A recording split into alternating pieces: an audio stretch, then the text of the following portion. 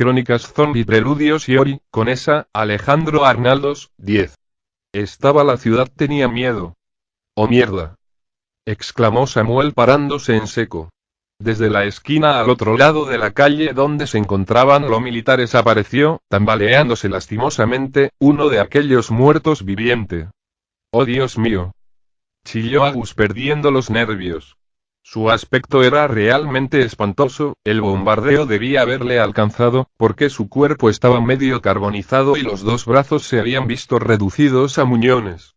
Su rostro parecía más una calavera que un rostro humano y, sabiendo que la forma de acabar con aquellas criaturas era destruyéndoles el cerebro, me costaba creer que un cuerpo tan dañado todavía conservara un cerebro sano. ¡Mierda! ¿Qué hacemos? Grité sin poder contenerme mientras daba un par de pasos hacia atrás, no quería que esa cosa se me acercara. Samuel se giró hacia los militares y empezó a gritarles, haciéndoles señas con las manos, como aquel soldado nos las había hecho a nosotros, y señalándoles el resucitado que se nos acercaba. Aquí hay uno. Os habéis dejado uno. Madre mía, ¿quién sería ese hombre? Se preguntó Agus en voz alta, aunque suponer que aquella criatura fue un hombre era suponer demasiado. Su cuerpo estaba tan dañado que era imposible reconocer rasgo alguno.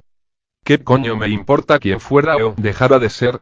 Solo me importa que se está acercando, le respondí con una hostilidad no pretendida que se debía únicamente a mis nervios. Vamos a entrar al furgón, Samuel. Vamos al furgón. Como los militares no nos estaban haciendo ni caso, ocupados en su tiroteo, nos metimos los tres rápidamente dentro de la unidad móvil. Allí el muerto viviente no podría cogernos por mucho que lo intentara. Mierda, joder. Protestó Samuel una vez nos encontramos los tres dentro. ¿Y si conduzco hacia ellos? Cuando tengan al puto muerto encima tendrán que matarlo. ¿Y si nos disparan a nosotros? Contesté sabiendo que era una opción probable, ya habían ocurrido incidentes similares antes, lo sabía porque había llegado a ser noticia, y la mayoría de las noticias de los últimos días habían pasado de un modo u otro por mis manos. Cuando la situación era desesperada, y cada vez se estaba volviendo más y más desesperada, la gente hacía cosas más cuestionables, y el ejército también tomaba medidas más duras para reprimir esos comportamientos.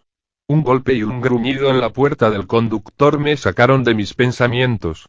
El muerto viviente había llegado hasta nosotros y se había lanzado a por el furgón en su afán por atraparnos. Sus débiles golpes no harían nada contra la resistente carrocería del vehículo, pero resultaba perturbador saber que un cadáver resucitado estaba ahí fuera dando golpes. ¡Madre mía! ¡Madre mía! Lloriqueaba Agus desde el asiento trasero. Tranquilízate Agus, mira, parece que ya ha terminado. Le intenté calmar cuando vi que algunos de los vehículos de los militares comenzaban a moverse. Sin embargo, el tiroteo no se había detenido. ¿Seguro que ya ha terminado? Preguntó Samuel dubitativamente mientras nuestro muerto viviente medio calcinado daba otro golpe contra la puerta. ¡Oh joder! Grité al ver cómo un resucitado aparecía por la esquina, echándose encima de un par de soldados, que lograron deshacerse de él después de varios disparos. ¡Mierda! Están aquí encima. Maldijo Samuel, y acto seguido comenzó a apretar el claxon como un loco y a gritar a los militares. Salid de la carretera, cabrones. Vais a conseguir que nos coman. Deja de hacer eso. Le increpé agarrándole la mano para detenerle. Vas a atraerlos hacia aquí. Esto no está pasando, esto no está pasando, esto no está pasando, susurraba Agus con los ojos cerrados. Cuando abra los ojos esto no estará pasando. Cierra la puta boca Agus. Le gritó Samuel en el preciso momento en que el resucitado calcinado volvía a golpear nuestro vehículo. Mierda de cadáver ambulante.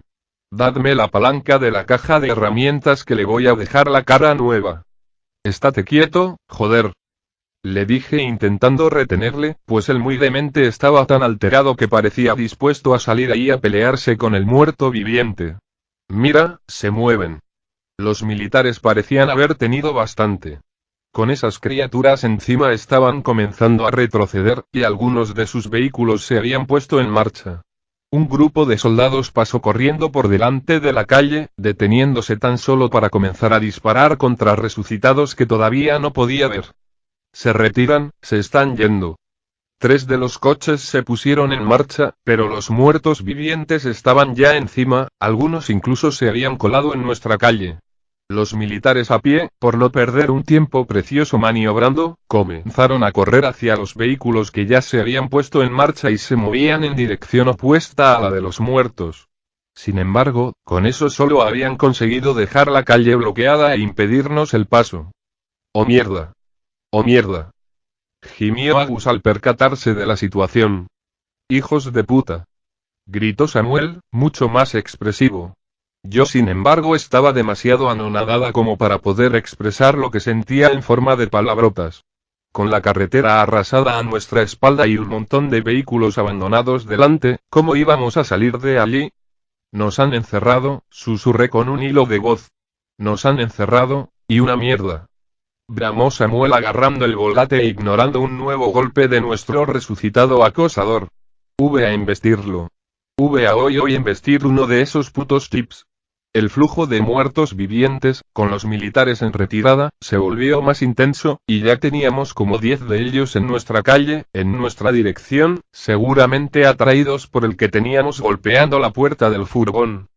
No vas a poder mover uno de esos vehículos, le dije. Nos estrellaremos y nos quedaremos atrapados en mitad de una marea de muertos. Ante mis palabras, Agus lanzó un agudo gemido de terror, pero Samuel solo me dedicó una mirada hosca.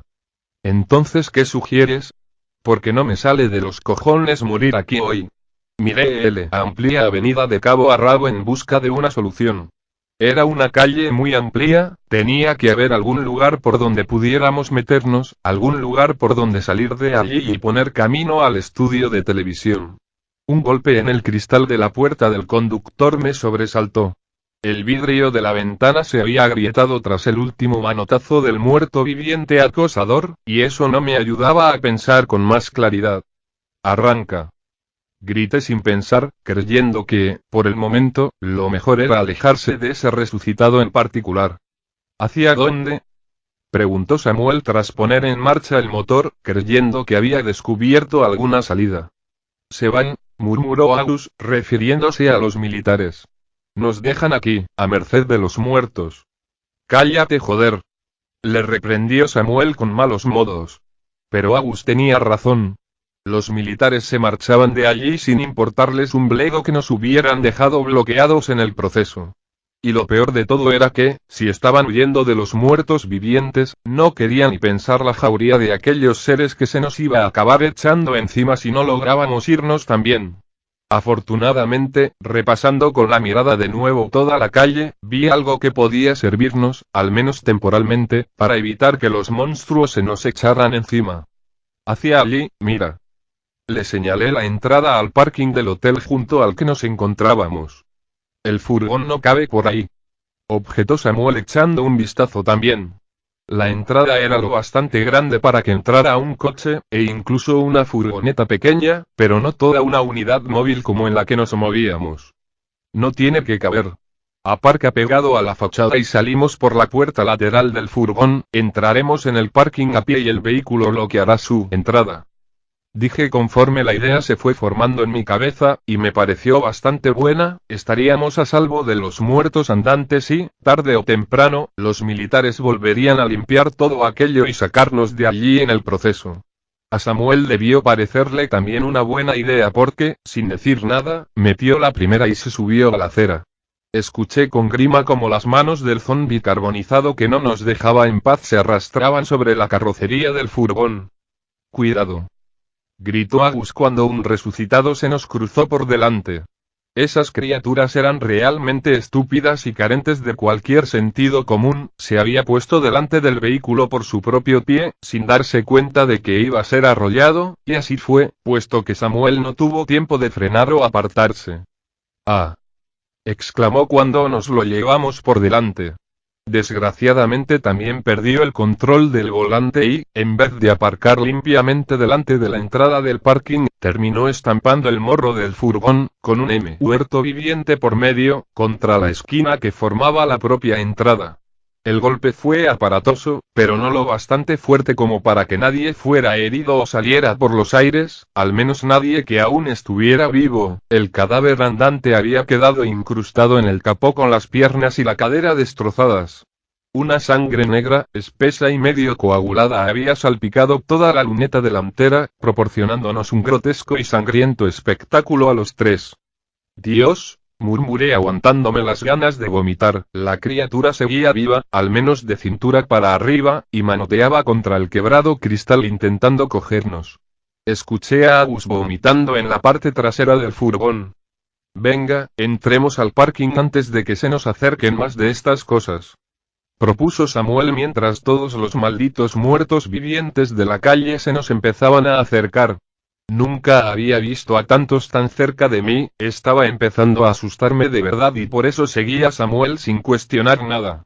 Aún estrellados, el furgón había quedado bloqueando la entrada al parking, así que el plan seguía adelante. Fui yo quien abrió la puerta lateral del furgón. Nada más hacerlo, lo primero que escuché fueron los lamentos, gemidos y gruñidos de los muertos vivientes que se nos acercaban. Agus, aterrorizado, fue el primero en salir, y nada más hacerlo se lanzó corriendo hacia la cuesta que bajaba al parking subterráneo del hotel.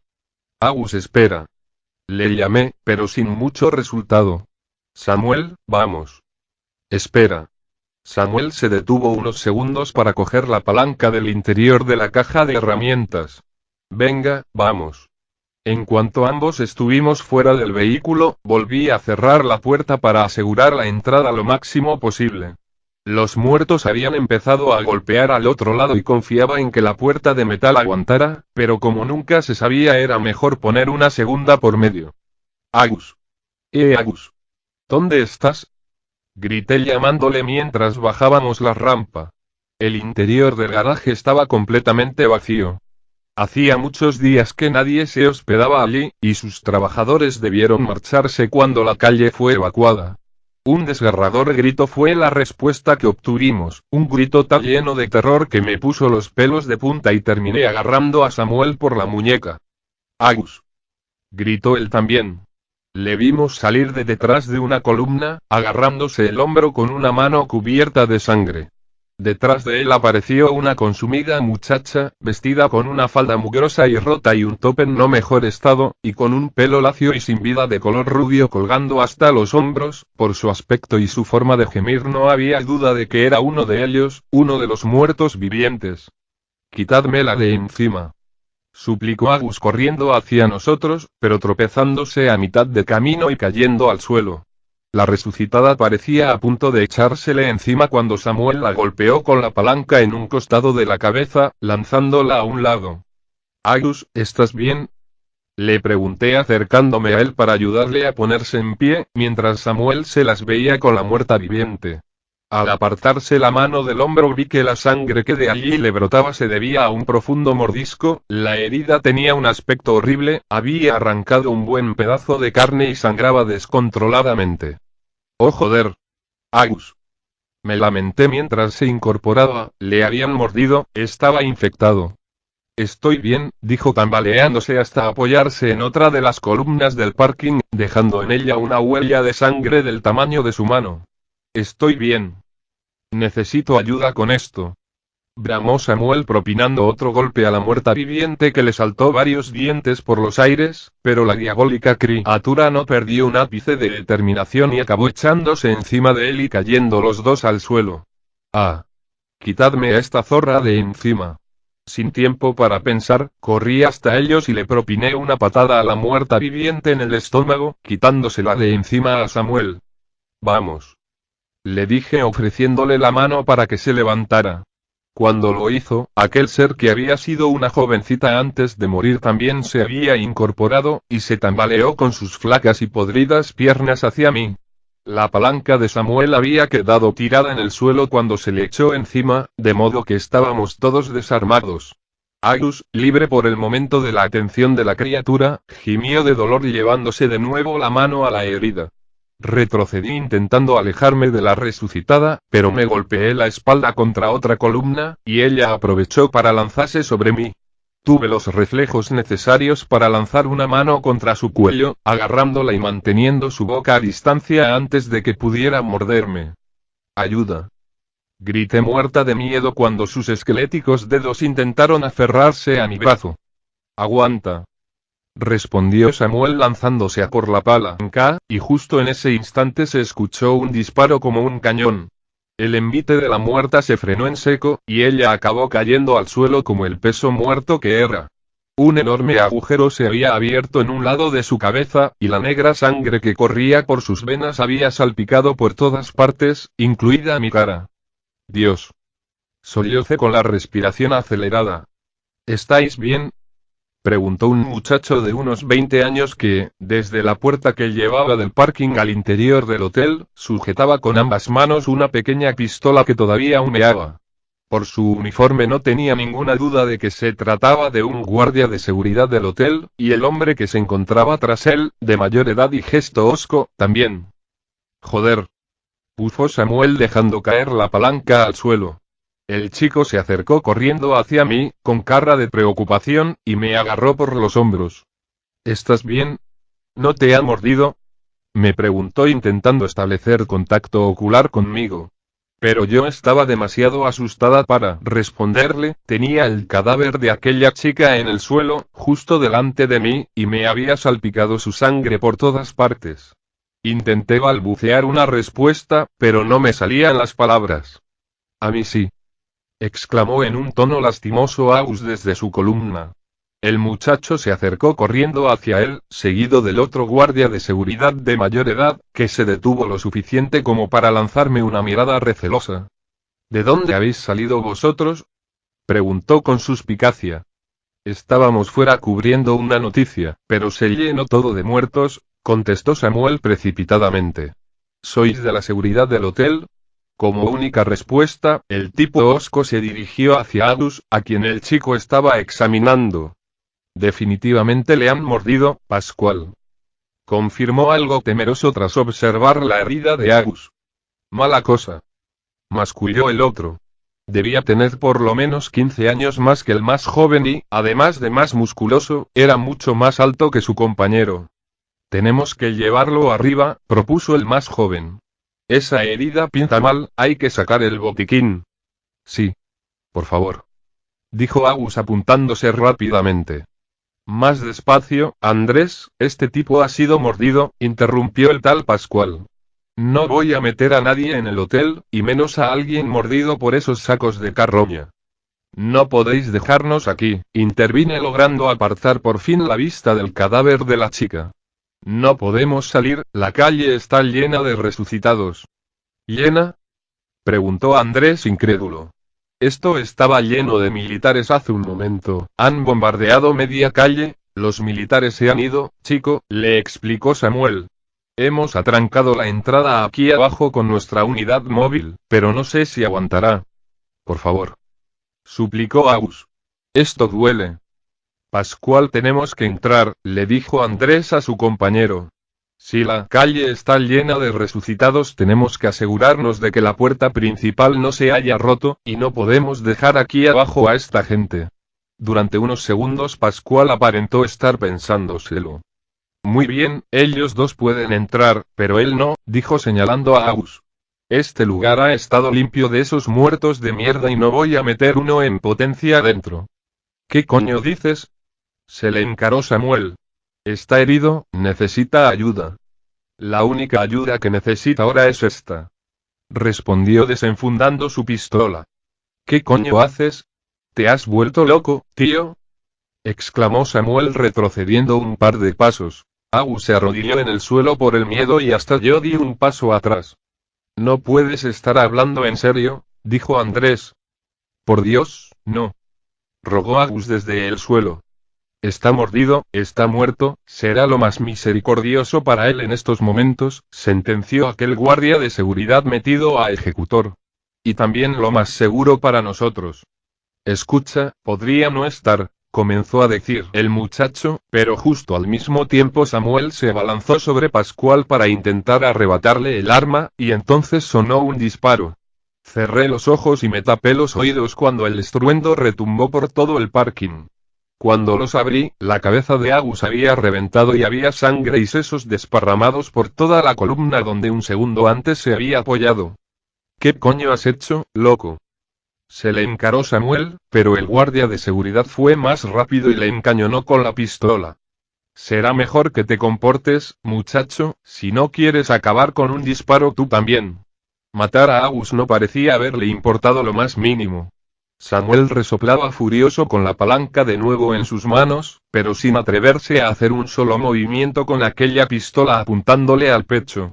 Andrés miraba con horror el cuerpo de Agus, tirando en el suelo con la cabeza abierta, y yo sentía como se me nublaba la vista. Eres un puto asesino.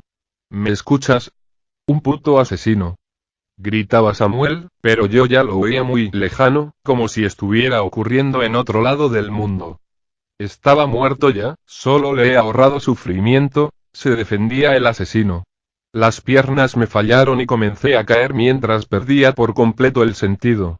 Lo último que vi fue al guardia de seguridad más joven corriendo hacia mí antes de desmayarme del todo. 15 de enero de 2013, 26 días después del primer brote, día del colapso total. Verónica Ibáñez. Parte 2. El móvil vibraba en mi bolsillo por los mensajes que mi novio me enviaba por WhatsApp, pero yo no tenía tiempo de contestarle, ya que me encontraba absorta junto a mis compañeros viendo por televisión la crónica que estaba realizando Rosa María desde Jerusalén. Prácticamente todo Oriente Medio sigue en estado de emergencia, mientras los hospitales de las grandes ciudades se ven inundados de víctimas de la que aquí denominan plaga del fin del mundo. La Organización Mundial de la Salud sigue sin datos concluyentes de esta enfermedad, que después de extenderse por toda África ha acabado emigrando en tan solo unos días hasta Oriente Medio, y que, según fuentes oficiales, podría llegar a Europa en cualquier momento. Mantienen que se trata de una mutación especialmente virulenta de ébola, pero sigue desconociéndose su causa. El gobierno de Estados Unidos, con el presidente Obama a la cabeza, ha declarado que no hay motivos para pensar que el origen pueda encontrarse en un arma biológica desatada por algún grupo terrorista. Vaya tela, dijo Samuel metiéndose en la boca un puñado de cacahuetes de la bolsa que se estaba comiendo. Hay que tener huevos para quedarse allí. Calla. Replicó Agus, más atento a lo que nuestra compañera decía. La OMS ha declarado que podríamos estar tratando con el filovirus más letal conocido hasta la fecha, ya que ha causado la muerte en el 100% de los casos registrados. Cabe destacar que se están realizando muy pocas operaciones de campo por parte de la Organización Mundial de la Salud, debido a las dificultades técnicas por la rápida extensión del virus, y por miedo a que se repita lo ocurrido en Angola, donde 2 doctores y todo un equipo de investigación continúan desaparecidos desde antes de Navidad. Por los cojones los van a encontrar, exclamó Samuel después de tragar el puñado de frutos secos que se había echado a la boca un segundo antes. África se va a la mierda, os lo digo yo, todo el puto continente. ¿Te quieres callar? Le reprendió Agus.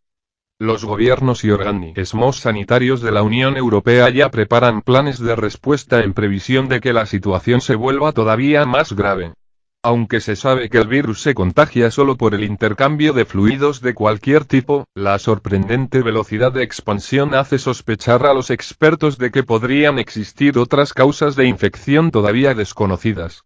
Algunos de los síntomas del ébola son fiebre alta, dolores de cabeza intensos, dolores musculares, dolores abdominales, disfunción renal, hemorragias nasales y vómitos. Las autoridades sanitarias recomiendan que cualquier persona que presente alguno de los síntomas acuda inmediatamente al médico. No sé para qué, opinó Samuel. ¿Para que los metan en un campo de concentración? ¿Cómo hicieron los chinos? En momentos como esos me alegraba de ser solo una becaria, y estar en la redacción leyendo teletipos, en lugar de jugarme la vida yendo y viniendo de lugares donde la infección era mucho más grave, como habían tenido que hacer muchos compañeros. «A ti parece que te dé todo igual», le recriminó Agus comenzando a enfadarse. «Como esa mierda llegue aquí vamos a estar bien jodidos, pero tú te lo tomas a broma». «¿Yo a broma?», respondió Samuel ofendido, o al menos fingiendo estar ofendido. «Yo solo digo que los campos de concentración son un asesinato, no me cuentes tus rollos», replicó Agus. «Estás aquí, como si nada, cachondeándote de todo». «Asesinato. repitió Samuel, pero su voz comenzó a sonarme muy lejana. Asesinato. Como si saliera de un gran vacío, me sentí tan aturdida y mareada que me costó darme cuenta de que estaba tumbada sobre algo blando, mientras a mi alrededor oía voces gritar. Asesinato. Eso es lo que has hecho. ¿Me oyes, loco de mierda? Decía una voz que me sonaba familiar, era la misma voz que en mi sueño, aunque más que un sueño había sido un recuerdo, el recuerdo de algo que había pasado hacía por lo menos una semana, aunque ese tiempo, con todo lo que había pasado, se me hubiera hecho tan largo como toda una vida. Hijo, será mejor que te relajes si no quieres que te eche fuera de aquí. Respondió otra voz, más grave y autoritaria. Está despertando. Chilló una voz más aguda muy cerca de mí. Poco a poco fui recordando todo lo que había pasado. El bombardeo, cómo los militares nos habían bloqueado el camino, los muertos acercándose, el garaje y los guardias de seguridad. Agus, al acordarme de Agus abrí los ojos e intenté incorporarme de donde diablos estuviera tumbada, pero unas manos que me sujetaban de los hombros me lo impidieron. Tranquila, me dijo quien me sujetaba, que resultó ser el guardia más joven, que me parecía recordar que se llamaba Andrés. Tranquila, te desmayaste y. Sin darle tiempo a acabar la frase, lo tiré al suelo de un empujón y me puse en pie, buscando a Samuel con la mirada. La suya era la voz que había escuchado gritar asesino cuando estaba despertándome, de modo que tenía que estar allí también, pero al final fue él quien me encontró a mí. Vero. ¿Estás bien? Me preguntó acercándose rápidamente. Creo que sí, aunque todavía estaba un poco mareada y tenía mucha sed, sentía que me iba recuperando por momentos. ¿Dónde estamos? La pregunta fue un poco retórica porque, pese a que nunca había estado allí, podía reconocer a simple vista la recepción del hotel en cuyo garaje nos habíamos metido.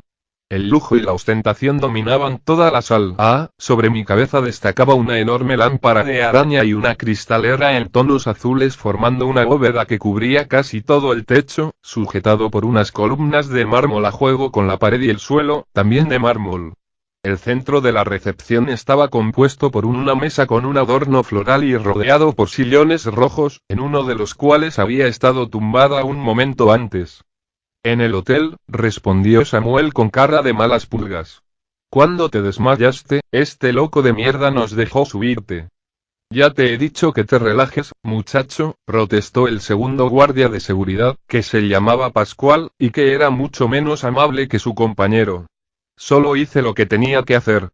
¿Lo que tenías que hacer? Repetí con un hilo de voz mientras me miraba las manos, aún salpicadas por la sangre de la resucitada que me había atacado. Mataste a Agus. Lo mataste de un balazo, a sangre fría, como si fuera un cerdo. ¿Crees que me gustó matarle? Escupió poniéndose rojo de ira. ¿Es que disfruté volándole la cabeza a alguien? Hice lo que había que hacer. Le habían mordido. Iba a morir y se iba a transformar en una de esas cosas. ¿Dónde coño has estado los últimos días, niña? Que te jodan, asesino. Replicó Samuel poniéndose a mi lado. Chicos, quizá deberíais bajar el tono un poco. Intervino el otro guardia, mirando temeroso hacia la entrada del hotel. 2 puertas de cristal y varios metros separaban el lugar donde nos encontrábamos de la calle, pero aún así pude ver a más de una figura tambaleante pasar por allí. En la calle los muertos vivientes ya debían ser multitud, una multitud tan grande que había espantado a los militares. ¿Estarán bien cerradas esas puertas, no? Pregunté tímidamente después de tragar saliva. Esas puertas están bien cerradas y ese cristal no se puede romper, respondió Pascual con seguridad. Aquí no pueden entrar. Aún así, no creo que sea buena idea provocarles, razonó Andrés.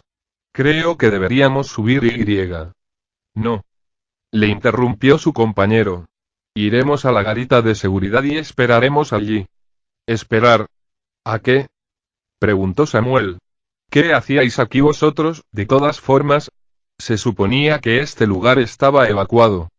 ¿No es obvio? Vigilamos, respondió Pascual abriendo la marcha mientras Samuel me ayudaba a caminar, porque todavía me sentía muy débil. Nos dejaron aquí para evitar los saqueos, pero esto se ha puesto imposible con esos muertos de mierda allí fuera. Llamaremos y que la policía, los militares, los bomberos o la puta madre que los parió a todos venga a sacarnos de aquí. ¿Y por qué en la garita de seguridad? Intervine yo, que habría dado cualquier cosa por volver a tumbarme. ¿No podríamos esperar en una de las habitaciones o algo así? No. Dijo Pascual otra vez, con un tono que no daba lugar a discusión. Estábamos aquí para evitar saqueos y mientras siga aquí, aunque espero que a por poco tiempo, nadie se va a colar en las habitaciones como Pedro por su casa. ¿Y Adus? Preguntó Samuel dirigiéndole una dura mirada. ¿Qué hacemos con su cuerpo? Lo habéis dejado en el garaje como si fuera un saco de estiércol. ¿Qué quieres que hagamos con él? Refunfuñó Pascual. Cuando vengan a recogernos que se lo lleven, o que hagan lo que sea que hagan con los cuerpos de esas cosas. Samuel no pudo aguantar más el desprecio de aquel hombre por nuestro asesinado compañero y estalló, me soltó haciéndome trastabillar y se lanzó a embestirle sin pensar en las consecuencias. No, Samuel. Le grité intentando detenerle, pero mi grito solo sirvió para prevenir al guardia de seguridad, que se giró a tiempo para recibir el golpe de frente, pero no lo suficientemente rápido como para evitar caer al suelo los dos juntos. No era una de esas cosas, maldito loco de mierda. Tú lo mataste. Bramó el cámara lanzando un puñetazo contra la cara de Pascual, que lo encajó estoicamente y le correspondió con el mismo tratamiento. Haz algo. Páralos. Le grité al joven Andrés cuando vi que aquello iba a desembocar en una pelea en serio. Agarrando a Samuel de los hombros, Andrés logró incorporarle y separarles, momento que aprovechó Pascual para ponerse en pie y desenfundar su pistola, con la que apuntó a Samuel mientras se limpiaba la boca de sangre. Me cago en la puta. Bramó mirándole con verdadero odio. No me apuntes con eso. Respondió a su vez Samuel, soltándose del agarre de Andrés de un tirón y levantando las manos. ¿Qué coño te pasa? ¿Estás loco o qué? Pascual, tío, no juegues con eso. Trató de tranquilizarle Andrés adelantándose unos pasos hacia él. Al final, el guardia de seguridad acabó bajando el arma y volviendo a enfundársela, pero no sin antes lanzar una advertencia. Si alguno me vuelve a tocar los cojones se va fuera, estén los muertos, los vivos o Jesucristo reencarnado repartiendo bendiciones, ¿me he explicado? Amenazó de malos modos antes de entrar al pasillo y meterse por la puerta que debía ser la garita de seguridad. ¿Siempre es así este hijo de puta? Preguntó Samuel bajando las manos. Bueno, hoy no está siendo precisamente un buen día. Le excusó Andrés algo dubitativo. Desde luego que no, apuntillé yo. Casi no podía creer todo lo que había ocurrido en una sola mañana, los resucitados nos habían rodeado, Agus estaba muerto y, por lo que parecía, estábamos atrapados en un hotel con un segurata armado y mala leche para exportar. El día no prometía nada, y no hizo sino empeorar. Nada, que no contestan. Exclamó Pascual colgando el teléfono de la garita de un golpe, mientras que con la otra mano se sujetaba un pañuelo con hielo dentro en el lugar donde Samuel le había golpeado. El cámara también tenía otro pañuelo con hielo sobre el ojo, que se le estaba hinchando cosa mala. Yo había podido beber un trago de agua, pero no me sentía mucho mejor, mientras ellos intentaban comunicarse con el teléfono de emergencias, con la policía, con los bomberos, Crónicas Zombie Preludios y Ori, con esa, Alejandro Arnaldos, 11. O sea, incluso con el canal de televisión. Yo había estado intentando llamar a mi hermano, que para aquel entonces ya debía haber llegado a la zona segura con su familia y nuestro padre, pero no hubo manera de entablar ninguna comunicación. Hay que seguir intentándolo, insistió Samuel palpándose el ojo. No podemos quedarnos aquí encerrados indefinidamente. Al menos tenemos comida, dije para intentar aliviar un poco la tensión, aunque luego me acordé de por qué estábamos sentados en sillas de ruedas en lugar de estar cómodamente tumbados en camas de hotel de 5 estrellas. ¿O tampoco podemos ir a la cafetería? Pascual tuvo que pensárselo antes de responder.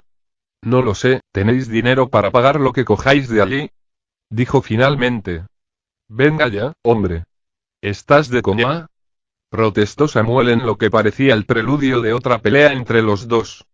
Estamos rodeados de muertos vivientes, encerrados en un edificio y sin poder salir hasta vete tú a saber cuándo, dije yo un poco exaltada por la cabezonería de aquel hombre. No puedes estar hablando en serio. Pascual volvió a pensárselo durante unos segundos, durante los cuales permanecimos expectantes. Finalmente se giró para mirar a Andrés, que tras echarnos un vistazo de reojo hizo un gesto con la cabeza como queriendo decir venga hombre. Está bien, iremos a la cafetería a comer algo todos, accedió. Pero solo por esta vez. Unos minutos más tarde nos encontrábamos todos en la cafetería del hotel que, al igual que la recepción y prácticamente todo el edificio, salvo la garita de seguridad, rezumaba lujo por todas partes. Lamentablemente tenía dos defectos, el primero de ellos era que había comida en la cocina, pero no había nadie para cocinar y ninguno parecía muy interesado en ponerse a ello. El segundo y más grave era que las ventanas de la cafetería daban directamente a la calle y, aunque estaban cubiertas completamente con cortinas, ver las siluetas de los muertos vivientes paseándose al lado del lugar donde tienes pensado comer no resulta agradable. Al final tuvimos que calentar comida de la nevera y comérnoslas en la garita de seguridad, ya que teníamos miedo de hacer ruido en las mesas de la cafetería y llamar la atención de los muertos. Esto está bueno, dije señalando mi plato, unas judías con jamón recalentadas que debían llevar hechas unos cuantos días, pero que todavía se conservaban bien. Samuel tuvo que contener un eructo, producto del gas de la cerveza que se estaba tomando con la comida. Llenar el estómago le había apaciguado un poco, igual que a mí. Aunque no lo manifesté tan efusivamente como él, la muerte de Agus también me había cabreado mucho con Pascual, pero por duro que fuera había que afrontar la realidad, le habían mordido, estaba condenado desde ese mismo momento, y si bien habría sido más humano subirle, tratarle la herida y dejarle morir con dignidad, quizá no estábamos en la situación más adecuada para ello. Además, se decía que las personas infectadas eran extremadamente contagiosas, solo habría faltado que nos infectara a alguno de nosotros. Iba a echarle de menos, y desde luego lamentaría su muerte y jamás perdonaría a Pascual por haber acabado con su vida así, pero eran tiempos duros, muy duros, y bastante tendría que preocuparme por mi propia supervivencia, porque huelga decir que por muy lujoso que fuera el hotel no me gustaba nada estar allí. La línea sigue saturada. Nos informó Andrés, que había acabado de comer el primero y había intentado seguir comunicándose con alguien a través del teléfono. No sé qué coño estará pasando ahí fuera, añadió Samuel. Pero no pinta una mierda de bien. En cuanto alguien nos saque de aquí me voy cagando leches a la zona segura y que le den por culo a todo el mundo. Exactamente el mismo plan que tengo yo, pensé masticando la comida con desgana. Pascual abrió la boca para hablar, pero en ese preciso momento comenzó a escucharse el estruendo de los cazas del ejército pasar sobre nuestras cabezas. Durante un segundo todos nos miramos, e inmediatamente dejamos la comida a un lado y corrimos hacia la recepción del hotel. ¿Eso era lo que creo que era?, preguntó Samuel. No me lo he imaginado, ¿verdad? Eran aviones, respondí yo sin poder evitar sonreír, después de todo, los militares no habían abandonado el barrio. Ahí vienen otra vez, dijo Pascual aguzando el oído. Los cazas habían pasado de largo y su sonido se había perdido en la distancia, amortiguado por las puertas de cristal que nos separaban del exterior. Pero había empezado a escucharse de nuevo, cada vez más y más cerca. Parece que vuelan un poco bajo, ¿no?, observó Andrés. Un repentino estruendo como una enorme explosión hizo temblar el suelo del hotel y sacudió la lámpara de araña en el techo. La sacudida fue tan grande que Samuel caía al suelo y yo fui tras él, arrastrando a Andrés conmigo. Solo Pascual se salvó de besar la tierra al encontrarse al lado de uno de los sillones del centro de la habitación y haber caído sentado sobre uno de ellos. Joder, bramó Samuel desde el suelo después de le cayera encima una de las lamparitas de la mesa central. ¿Qué ha pasado?, preguntó Andrés incorporándose y, muy amablemente, ayudándome a mí también a hacer lo propio. Han bombardeado la calle, respondió Pascual. Igual que antes, solo que nos han jodido bien. ¿Qué quieres?, preguntó a su vez Samuel, pero algo le interrumpió. ¡Oh mierda! Levanté la vista y vi que Pascual tenía razón. El bombardeo de la calle había hecho saltar por los aires las dos puertas de cristal que nos protegían del exterior. Irónicamente, el cristal solo había quedado astillado por la explosión, pero las puertas salieron volando destrozando sus sujeciones a la pared. Desgraciadamente, los muertos vivientes que se encontraban en el momento de la explosión cerca de la puerta exterior habían soportado la explosión, esta los había lanzado al interior del hotel, y estaban incorporándose. Me cago en Dios. Gruñó Pascual desenfundando su arma, siendo imitado por Andrés. Samuel tiró de mí para ponerme a su lado. Al principio creí que para apartarme de los muertos o de los dos guardias de seguridad armados, pero en realidad solo quería susurrarme algo sin que ellos se enteraran. Vámonos, me dijo completamente convencido. El bombardeo habrá destruido los vehículos que nos bloqueaban el paso. Si podemos arrancar la furgoneta, ¿y ellos? Le pregunté girándome a mirarle. ¿El asesino y su cómplice? Que les jodan. Respondió con frialdad.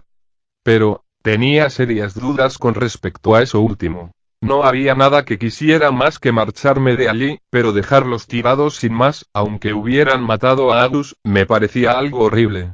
Andrés abrió fuego contra una de las tambaleantes figuras que se aproximaban hacia la recepción. El ensordecedor sonido me recordó cómo había matado a la chica resucitada que me atacó en el garaje. Vamos. Exclamó Samuel tirando de mí. Al final me dejé arrastrar, sabía que estaba obrando mal, y la mirada de reojo que me dirigió Andrés al ver cómo salíamos corriendo hacia el ascensor realmente me llegó a la conciencia. Pero también tenía miedo, mucho miedo, tanto de aquellos seres como de todo lo que había ocurrido, y quería marcharme de allí cuanto antes. No debimos dejarlos ahí, susurré mientras el ascensor nos llevaba al garaje. Que les jodan a los dos. Proteger el hotel era su trabajo, no el mío. Gruñó Samuel.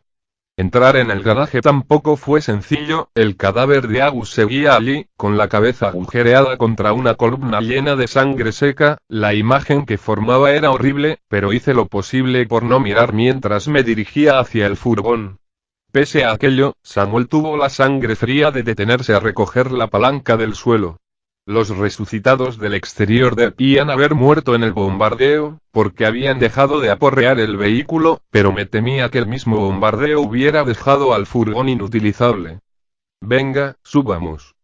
Me animó Samuel entrando dentro, no tenía tan mal aspecto como me había temido, todo parecía seguir en su sitio, y si no había ardido o quedado destrozado quizá pudiera ponerse en marcha. Ah.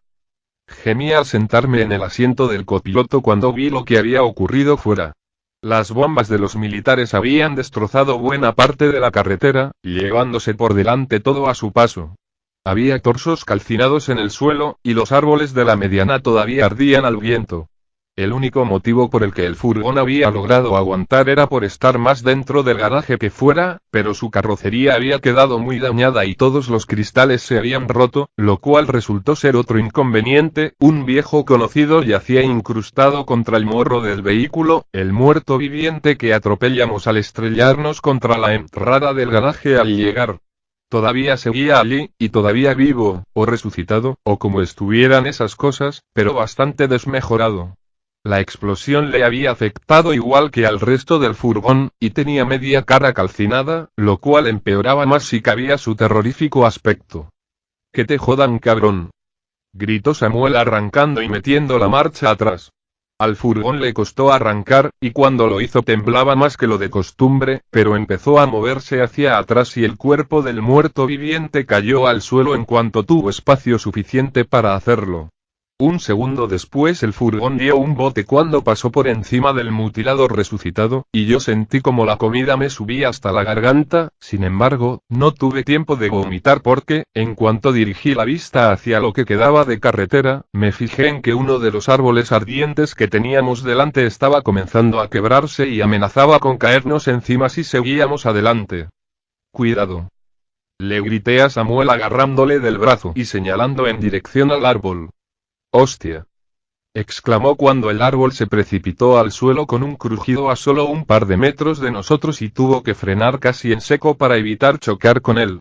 Mierda, mierda y mierda. Tenía motivos de sobra para blasfemar cuanto quisiera porque, no solo casi nos cae un árbol ardiendo encima, sino que, al caer, nos había bloqueado por completo la salida. Otra vez como antes. Joder. Gritó dándole golpes al volante. Por el espejo retrovisor se podían ver algunas figuras medio calcinadas tambaleándose hacia el hotel. Los resucitados que habían sobrevivido al bombardeo se lanzaban hacia las personas que tenían más cerca, en ese caso los guardias de seguridad, cuyos disparos seguían escuchándose desde el interior del hotel. «Tenemos que volver», dije con todo el dolor de mi corazón. «¿Qué? ¿Volver?», preguntó Samuel confuso. «Podemos buscar otra salida, no podemos quedarnos encerrados allí otra vez». «¿Qué salida?», le respondí yo. «Por aquí no podemos seguir, y esto se está llenando de muertos otra vez». Habría matado por una salida de aquella situación, pero no la había. No podíamos meternos en la mediana porque allí estaban los árboles quemándose, y algunos habían caído también bloqueando el paso por ella. Podríamos haber intentado meternos entre las calles bombardeadas y rezar porque no hubiera algún socavón que nos detuviera, pero los muertos vivientes estaban volviendo, no teníamos tiempo. El hotel también está lleno de esos hijos de puta, replicó Samuel nada convencido con la idea. Me detuve un par de segundos a pensar, mientras mi compañero me miraba como esperando que se me ocurriera alguna idea brillante que nos sacara de aquel apuro. «Pon la furgoneta contra la puerta», se me ocurrió de repente. «No podrán entrar más, y ellos tienen armas para encargarse de los que ya han entrado». No sabía si estaba de acuerdo con mi idea, pero sin perder un segundo volvió a meter la marcha atrás y retrocedió, llevándose a una de aquellas carbonizadas criaturas por delante en el proceso, hasta la mismísima puerta del hotel. Los resucitados que se dirigían hacia allí no tardaron ni un segundo en abalanzarse contra el furgón, golpeando su carrocería con sus mugrosas manos podridas intentando abrirse paso. Repetimos la misma estrategia que utilizamos al salir en el garaje, abrimos la puerta lateral del vehículo que daba hacia el interior del hotel y salimos por allí hasta el pasillo de entrada a la recepción.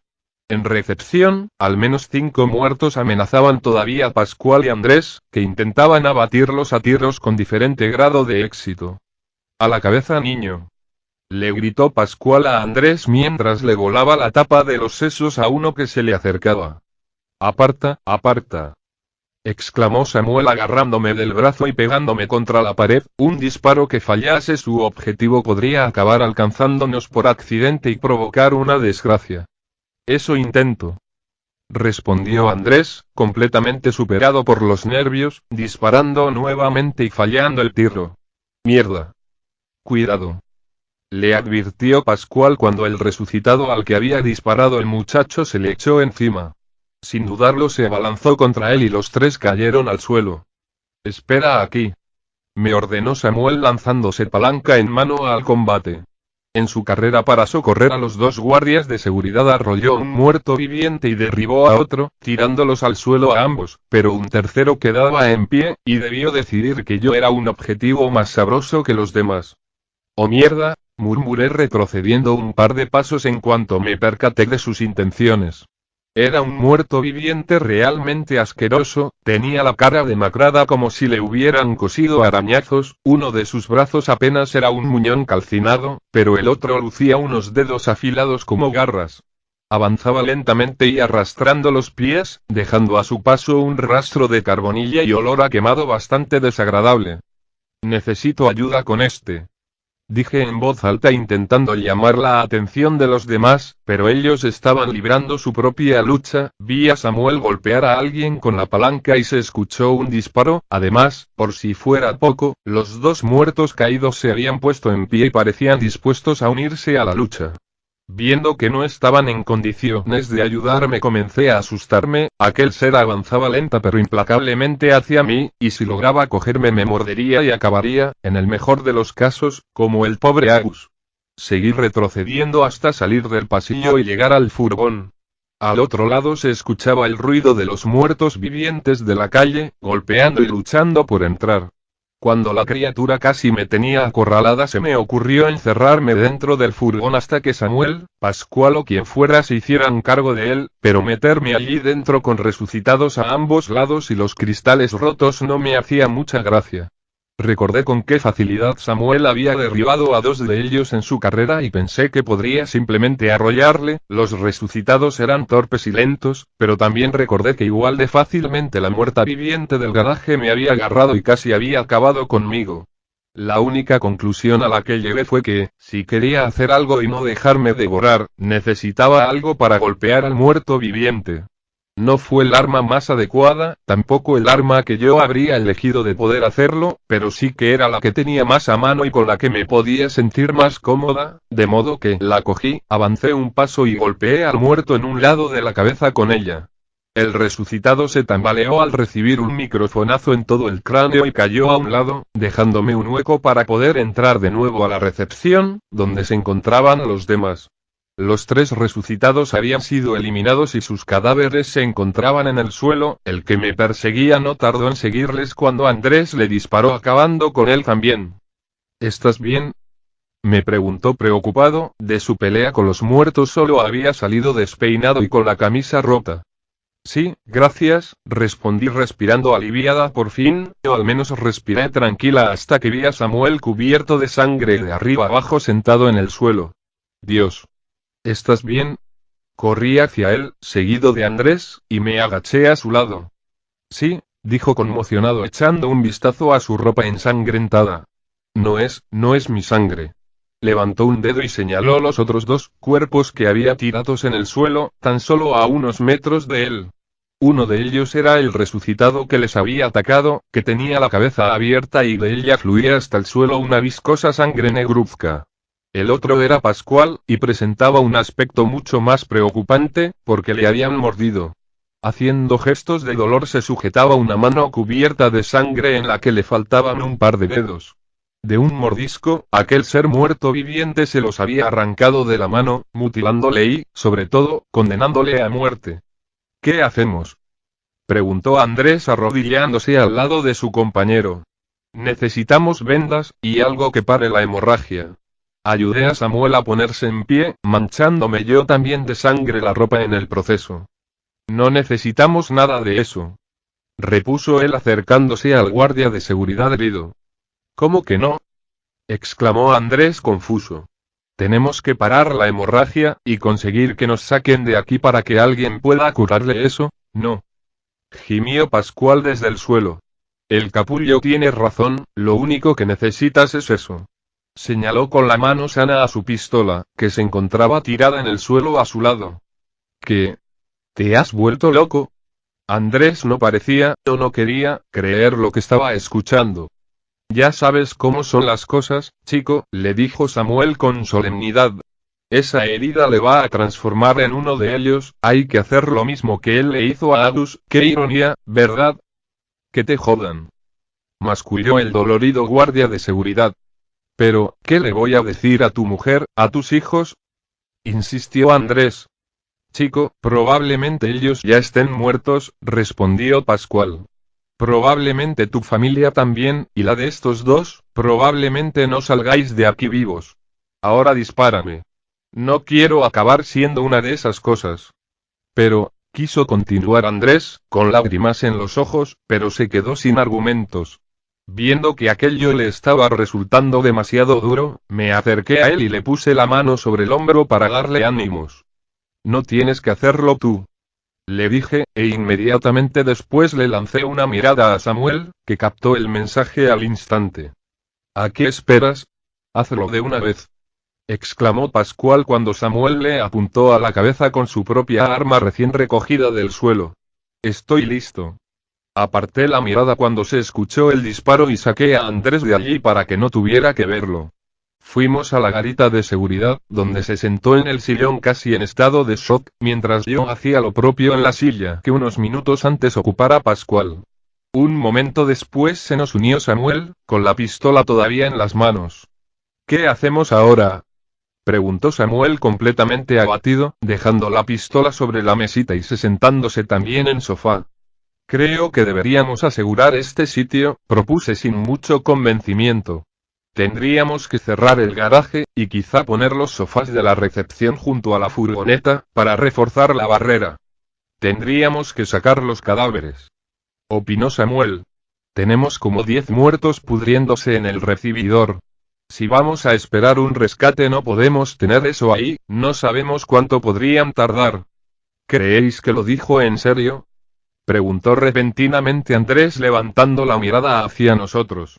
Que su familia está muerta, que la mía está muerta, que vamos a morir aquí. No sabía qué decirle. Mi familia debía estar en ese momento en la zona segura, protegidos por los militares. Pero los militares no parecían tener la situación controlada ni de lejos, quizá la zona segura no fuera tan segura como nos habían hecho creer.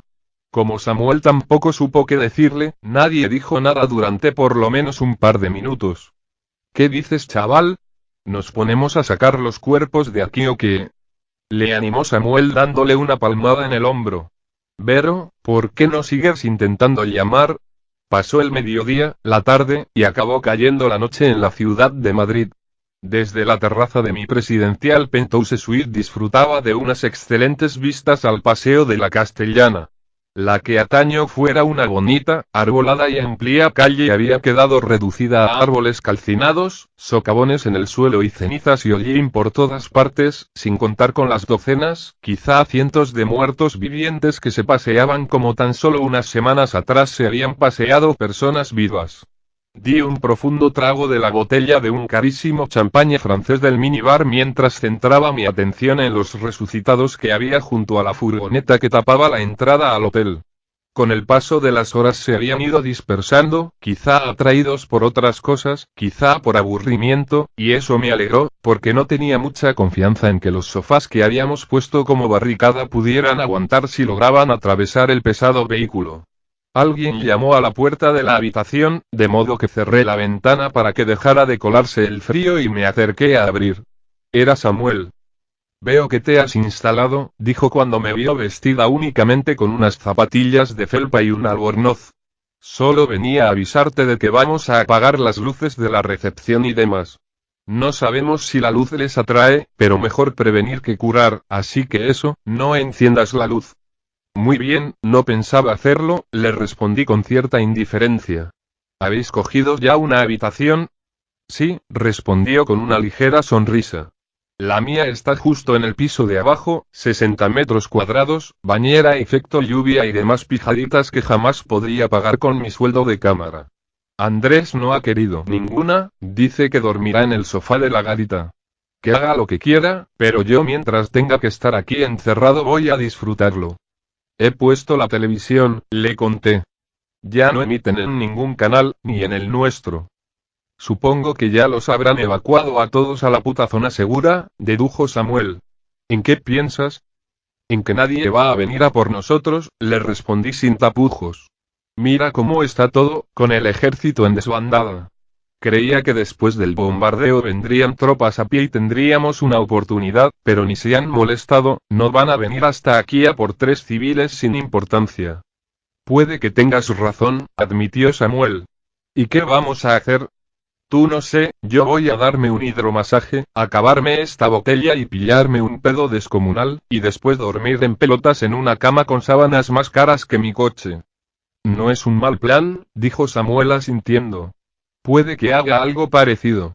En fin, buenas noches. Buenas noches. Le respondí cerrando la puerta. Íbamos a estar encerrados en ese hotel mucho tiempo. Sin noticias del exterior, sin saber de nuestros seres queridos, rodeados de muertos vivientes y con vistas a una ciudad invadida, seguía sin saber nada de mi padre y de mi hermano y su familia, no había habido forma de hablar por teléfono en toda la tarde, y la cosa no tenía pinta de ir a mejorar al día siguiente. Al menos ya no hay muertos en el recibidor, la cocina está llena de comida y tengo una habitación de 200 metros cuadrados de puro lujo, pensé mientras dejaba el albornoz sobre la cama y me dirigía al baño a prepararme el hidromasaje prometido. Por lo menos la espera iba a ser cómoda. Orígenes capítulo 1. Maite, creo que me voy a dormir. Declaró Silvio solo unas horas después de que el sol se pusiera. Teniendo en cuenta que a las 7 de la tarde ya era casi noche cerrada, no debían ser más que las 9 de la noche, como mi móvil se había quedado sin batería hacía mucho y mi reloj de pulsera se había quedado en mi casa no podía saberlo exactamente. no está bien, pensé mientras le veía levantarse y dirigirse cabizbajo a su tienda de campaña. Pero, ¿quién podía estarlo? La caída de la civilización fue un golpe muy duro para las mentes de todos. La idea de que familiares, amigos y toda la gente a la que habías conocido alguna vez podría estar muerta, o peor, formando parte de los resucitados, era difícil de digerir. Esas bestias ávidas de sangre humana habían acabado con todo y con todos y, pese a mis pérdidas, no podía sino considerar que en el fondo había tenido suerte, mucha suerte. Aunque mi marido había muerto, mi hija Clara seguía viva, y eso era mucho más de lo que tenían la mayoría.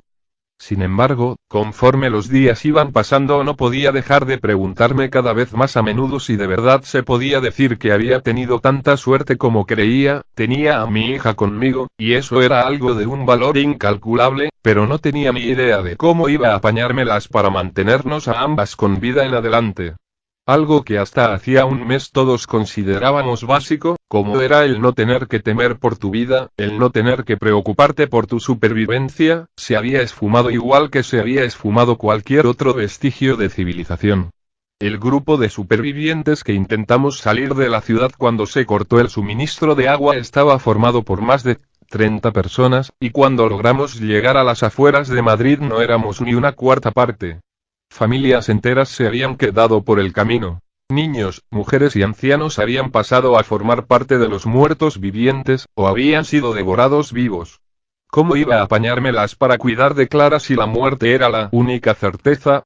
Cuando decidí ser madre nunca pensé que mi labor iba a ser proteger a mi hija del fin del mundo.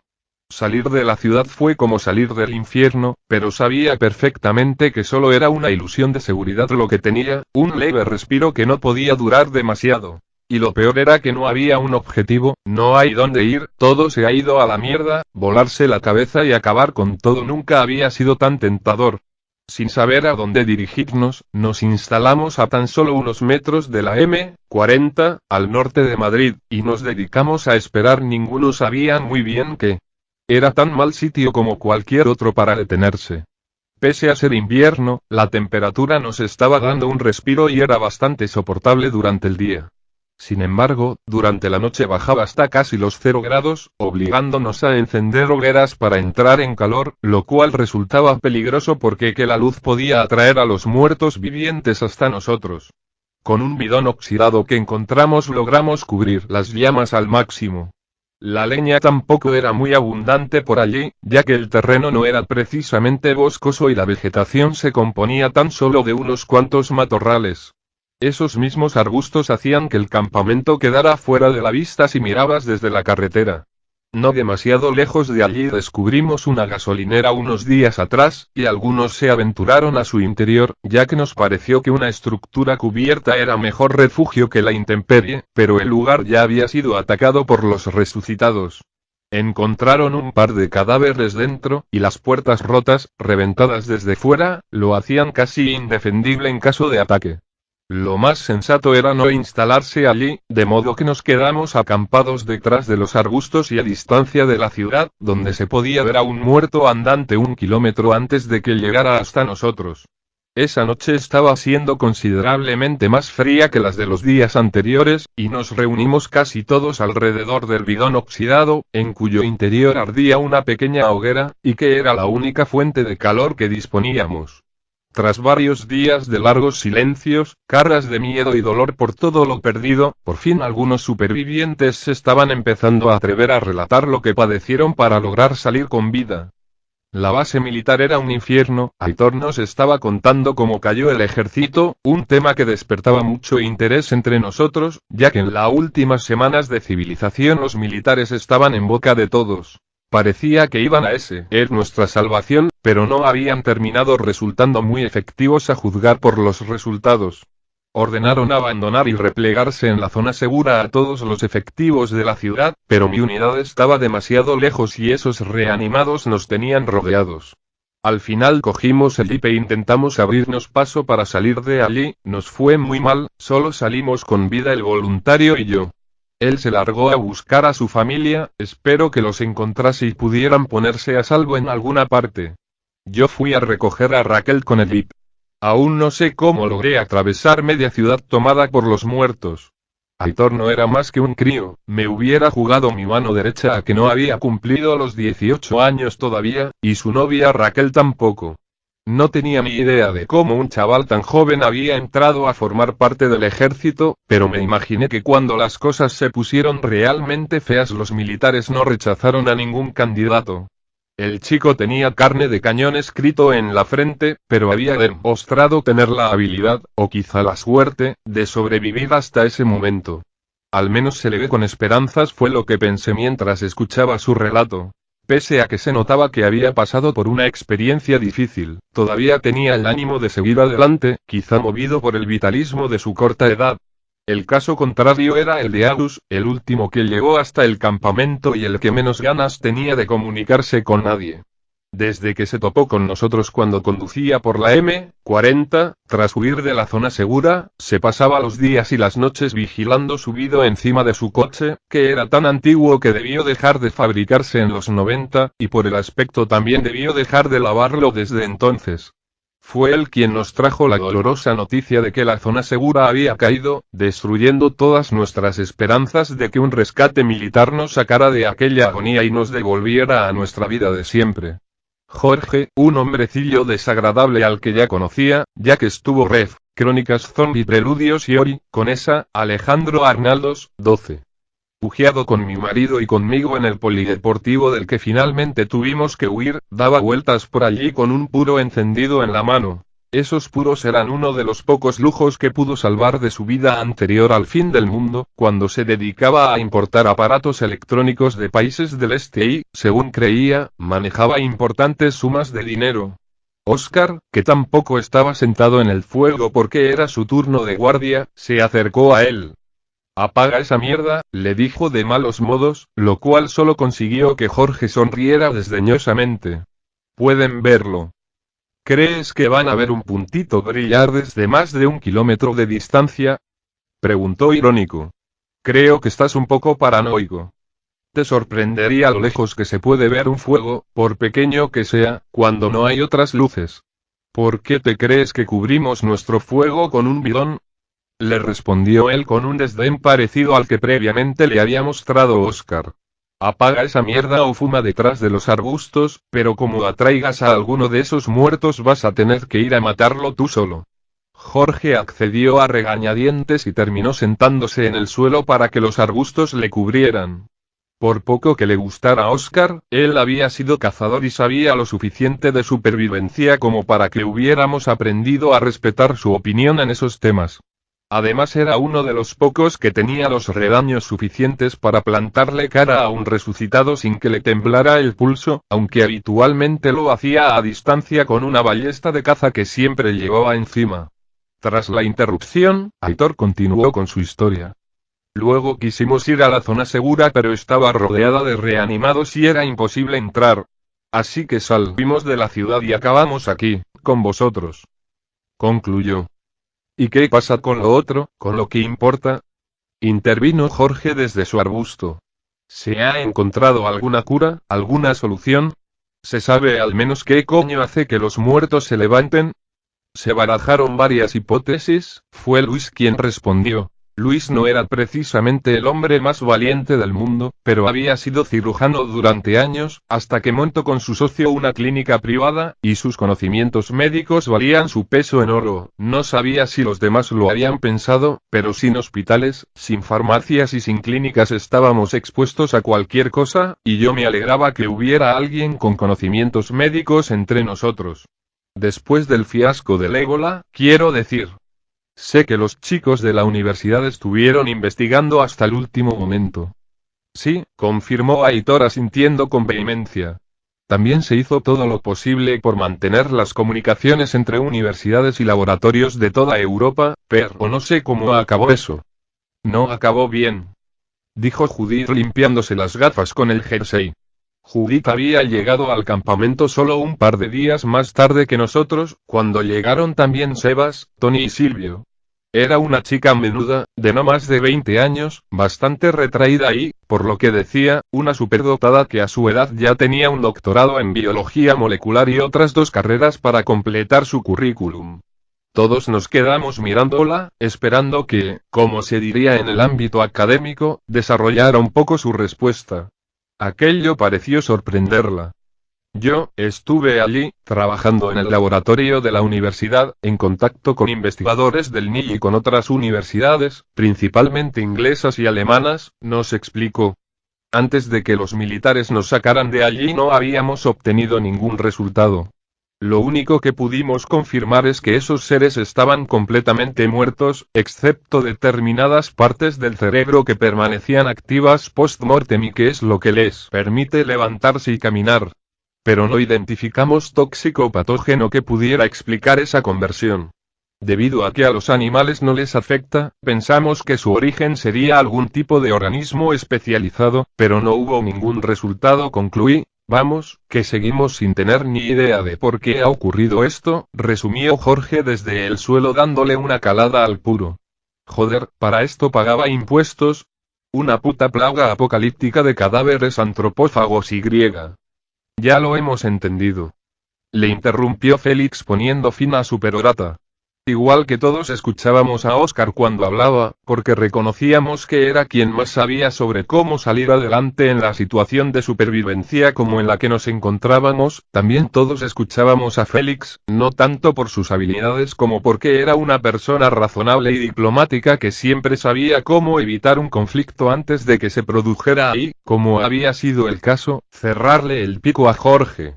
Entre los dos eran quienes más o menos dirigían a todo el grupo, si es que había algo que dirigir cuando todo lo que hacíamos era dormir y ver pasar los días, con alguna incursión ocasional a por comida y agua. Mamá, tengo hambre.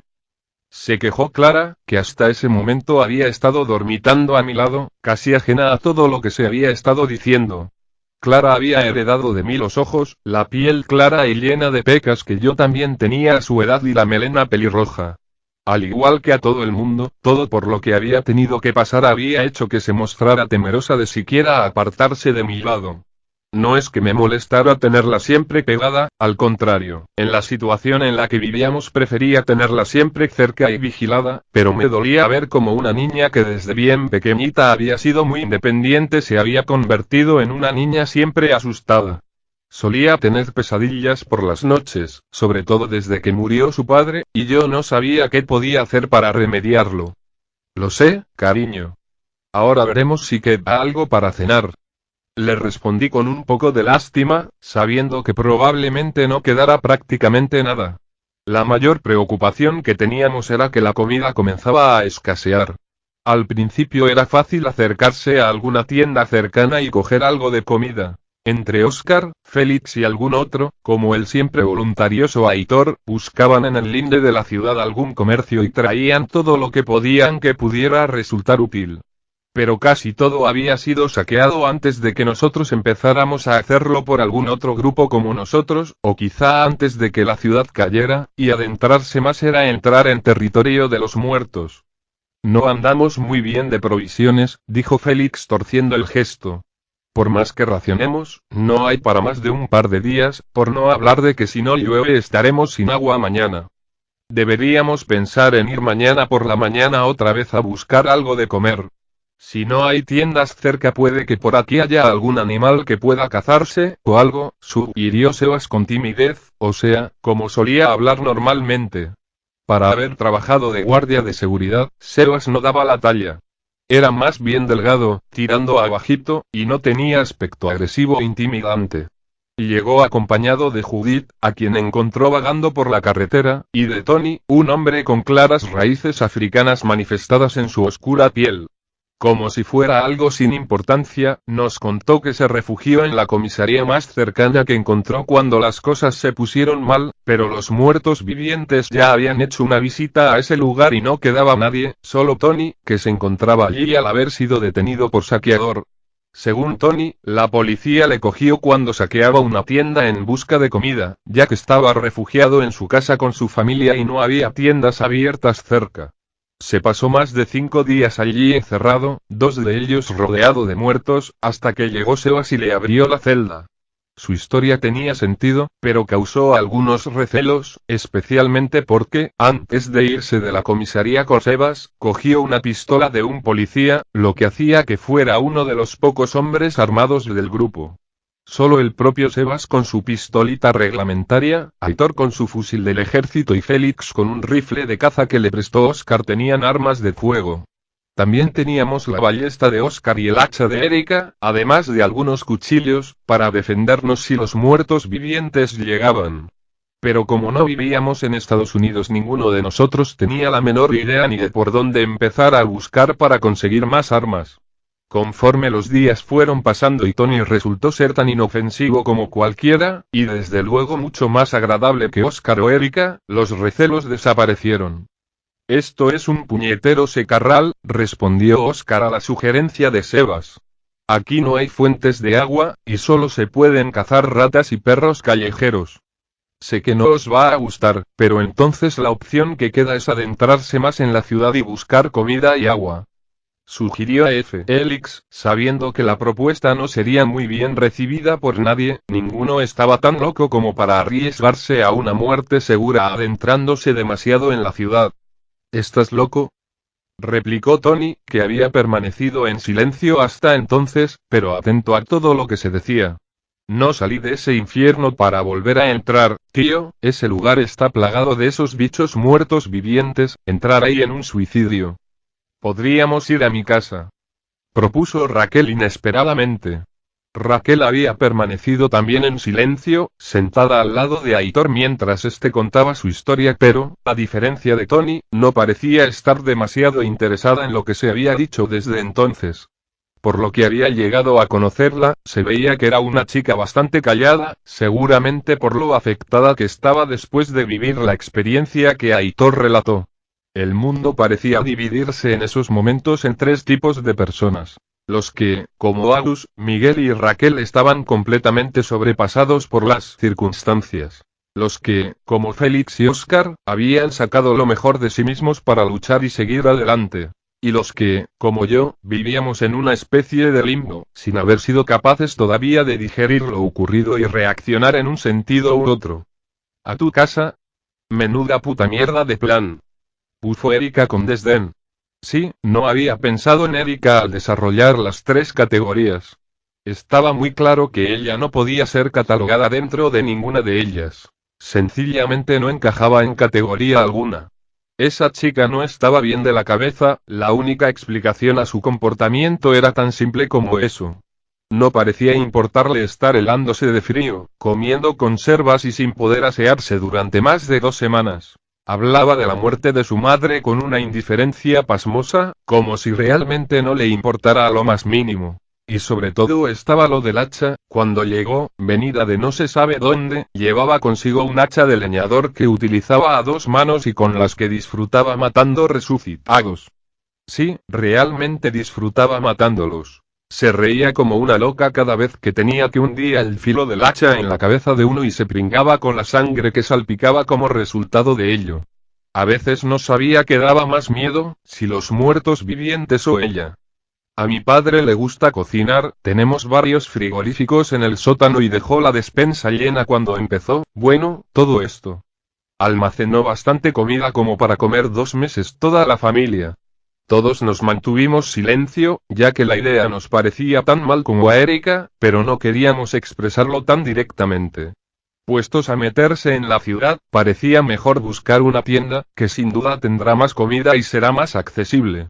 Como siempre, fue Félix quien tomó la palabra y rompió el silencio. Oye Raquel, comenzó a decir con suavidad. Sé que quieres saber qué ha sido de tu familia, si siguen bien, pero ir allí ahora es una mala idea, meterse en la ciudad ya es arriesgado y griega. No es una mala idea, le interrumpió Aitor. Su casa está en Mirasierra, justo aquí abajo. No tendríamos que penetrar mucho en la ciudad, la mayoría de esa gente fue evacuada o se largaron antes de que la cosa se pusiera realmente fea, no habrá muchos reanimados por las calles. Félix se giró hacia él y abrió la boca, seguramente para explicarle también muy diplomáticamente por qué era una mala idea, pero Oscar le detuvo poniéndole una mano en el hombro. El chico puede tener razón, dijo pensativo. No debería ser difícil entrar en un barrio como ese, y es menos probable que una casa haya sido saqueada, ¿no? Todas las tiendas que hemos visto hasta ahora habían sido saqueadas casi por completo, pero una casa particular, la densidad de población de Mirasierra es mucho menor que en cualquier otro punto de la ciudad, apuntó Judith como dato científico que nadie había pedido. En teoría es cierto que debería haber menos muertos vivientes en sus calles, especialmente si fueron evacuados en etapas tempranas de la expansión de la enfermedad. La velocidad a la que se desplazan los muertos, la localización geográfica de Mirasierra y el tamaño de Madrid hace que sea poco probable que hayan llegado demasiados de otros lugares hasta allí, sobre todo si no tenían víctimas humanas que les atrajeran en esa dirección. ¿Estáis hablando en serio? Pregunté yo sin poder resistir más tiempo sin meterme en la conversación. Quiero decir, estamos hablando de entrar en la ciudad. Puede que sea un barrio que evacuaron y todo lo que queráis, pero, es entrar en la ciudad. ¿Hasta ese punto estamos desesperados? Me parece a mí que sí, contestó Oscar. Estamos casi sin comida, estamos sin agua, y no parece que la situación vaya a mejorar si no hacemos algo. ¿Tienes alguna idea mejor? No se me ocurría ninguna, pero hasta morirse de hambre me parecía mejor idea que arriesgarse con los muertos vivientes. Aguantamos varios días con lo que encontrasteis en la gasolinera que había sido invadida, les recordé. Podemos buscar otra gasolinera cercana y ver qué encontramos. Precisamente porque fue invadida seguía habiendo cosas, me contradijo Félix. De haber estado libre la habrían vaciado otros. No estoy diciendo que me parezca una buena idea ir a casa de Raquel, ojo, pero buscar en gasolineras es perder el tiempo, debieron ser los primeros lugares que saquearon. Eso nos vuelve a dejar con una única opción, dijo Oscar cruzándose de brazos. No tendría que ser complicado. Subimos 4 al furgón de Sebas, ¿Por qué mi furgón? Protestó el aludido. Necesitamos un vehículo en el que poder meter todo lo que haya en la casa, y para eso hace falta espacio. Razonó Oscar sin prestarle mucha atención a su indignación. También necesitamos espacio para que mis padres y mis hermanos vengan, intervino Raquel apartándose un mechón de pelo rubio de la cara. No pueden seguir más tiempo allí, atrincherados en casa en una ciudad plagada de muertos. Sobre todo ahora que sabemos que no va a llegar ayuda. Quizá adelanto acontecimientos, pero creo que también deberíamos buscar combustible y guardarlo para reservas, opinó Luis. Si cada vez vamos a tener que movernos más lejos para conseguir recursos, necesitaremos combustible. A la larga no tendremos más remedio que movernos a algún sitio más vivo, con agua, árboles, y alguna forma de producir comida. No podemos alimentarnos de plantas resecas todo el tiempo que pase hasta que esto se arregle de alguna manera. Félix suspiró con resignación, pues no le quedó otra que mostrarse de acuerdo con el plan de Raquel. Yo, sin embargo, no estaba nada convencida. No quería menospreciar a esa chiquilla, no la conocía tanto como para eso, pero aquello más que un plan sólido me parecía una excusa de una niña asustada para volver a ver a su familia. No obstante, tanto Aitor como Oscar apoyaban la idea, así que tenía que admitir que era posible que me equivocara. Oscar sabía lo que se hacía, y Aitor, por mucho que quisiera complacer a su novia, no iba a arriesgar su vida tan tontamente, y mucho menos la de los demás. Pues parece que tenemos un plan, resumió Félix. ¿Quiénes vamos a ir? Has dicho 4 personas, ¿no es cierto? Sí, y yo voy, asintió Oscar con determinación. Pero tú no, alguien tiene que quedarse cuidando del campamento el tiempo que estemos fuera, y más aún si algo sale mal y no volvemos nunca. ¿Quién más se apunta? Las formas no eran el punto fuerte de Oscar, después de ese si algo sale mal y no volvemos nunca no esperaba que nadie más se ofreciera voluntario, pero me equivocaba, quizá por segunda vez aquella noche. Evidentemente alguien tiene que guiaros. Exclamó Aitor poniéndose en pie. Yo también voy. Dijo Raquel, para sorpresa de todos. No, tú no vas, replicó su novio tajantemente. Ese lugar podría ser peligroso. Es mi casa y voy a ir quieras o no, respondió ella con determinación. Si no estoy yo, ellos no se convencerán de que tienen que salir de allí, y tampoco entregarán la comida. ¿No os parece? Bueno, entonces yo me quedo a vigilar el campamento, dijo Félix. Como bien ha dicho Oscar, no podemos dejar esto desprotegido. No pienso meterme en la ciudad ni loco, exclamó Jorge que, aunque nadie le había preguntado, debió pensar que ya había permanecido callado demasiado tiempo. Así que también me quedo a vigilar. Creo que podéis contar con nosotros, se ofrecieron Sebas y Tony. A fin de cuentas el furgón es nuestro, y unas armas de fuego os vendrían bien. No, los dos no, respondió Oscar negando con la cabeza. Es igual que con Félix, uno debería quedarse aquí. Si tenemos que esperar a que Jorge proteja este lugar, cuando volvamos nos encontraremos un cementerio. En ese caso iré yo, dijo Sebas. Sé manejarme con un furgón policial mejor que Tony, al menos en el asiento de delante. Me parto de risa, replicó Tony frunciendo el ceño. No sé si queda hueco, pero contad conmigo también, aunque lo veía, no podía creer que fuera Luis quien estuviera diciendo eso, él no era precisamente el hombre más valiente del mundo. La gente de esa casa podría necesitar un médico, y alguien podría salir herido. Muy bien, pues ya tenemos al grupo de 4, no, perdón, de 5, resumió Oscar colgándose la ballesta a la espalda, como si estuviera dispuesto a salir para allá en ese preciso momento, en mitad de la noche. Será mejor que descansemos toda la noche, mañana puede ser un día muy duro. Dicho lo cual se encaminó hacia su saco de dormir. Como todos parecían haber dado el día por finalizado, cada uno se retiró a su refugio particular.